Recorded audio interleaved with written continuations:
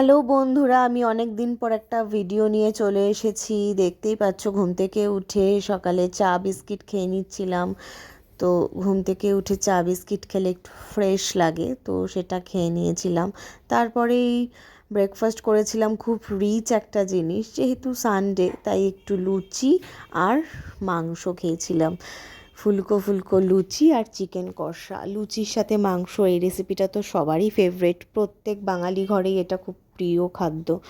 তো সুতরাং সেটাই খেয়ে নিয়েছিলাম খুব আনন্দ করে, আর দারুণ লাগছিল খেতে। আমি অনেক দিন পর ভিডিও নিয়ে আসছি, আসলে আমি প্রচণ্ড বিজি, আমার স্টুডেন্টদেরও পরীক্ষা, আমারও পরীক্ষা, তাই এই পরীক্ষার চক্করে আর ভিডিও দিতে পারছি না। তোমরা একটু পাশে থেকো। দেখো, আমি লুচি খেয়ে নিয়েছিলাম মাংসর সাথে সকালবেলা, কি অসাধারণ হয়েছিল খেতে, খুব সুন্দর হয়েছিল।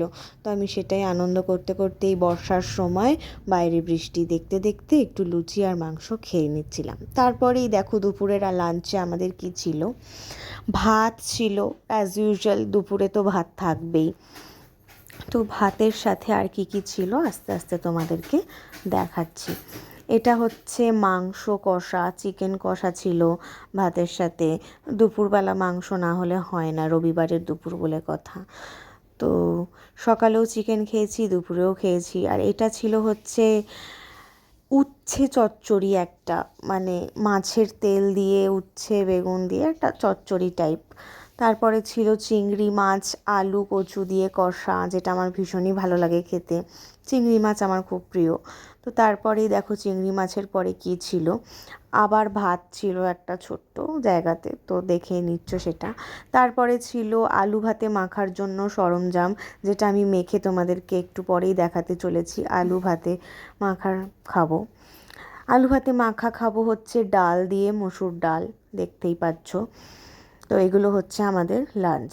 মসুর ডালের পরে ছিল কাতলা মাছ ফুলকপি আলু দিয়ে তরকারি। কাতলা মাছ খেতেও খুব ভালো লাগে, তো মাছ মাংস সব মিলিয়ে ডাল আলু ভাতে। চিংড়ি মাছ, অনেক কিছুই ছিল, সানডে বলে কথা, একটু রেসিপি বেশিই ছিল। সবই খেয়েছি অল্প অল্প করে। তো দেখতেই পাচ্ছ মাছের ঝোলটা খুব সুন্দর টেস্ট হয়েছিল, খুব ভালো লাগছিল খেতে। তো দেখে নাও, আলু ভাতে মাখা হয়ে গেছে। তখন আলু ভাতে মাখার সরঞ্জাম দেখিয়েছিলাম, এখন মাখাটা দেখিয়ে দিলাম তোমাদের। তারপর দুপুরবেলা এত কিছু লাঞ্চ করে নেওয়ার পরে আমরা আবার সন্ধেবেলা খেয়ে নিয়েছিলাম। কত খাই তাই না? দেখো সন্ধেবেলা আবার নিয়ে চলে এসেছিলাম মোগলাই আর রোল বাইরে থেকে। তো এবার মোগলাই ঢেলে নিয়েছিলাম, তো সেটাই তোমাদের দেখিয়ে নিচ্ছি। মোগলাই দেখতে পাচ্ছ সুন্দর করে প্লেটে সাজিয়ে দিয়েছি স্যালাড সস আর তরকারি দিয়ে।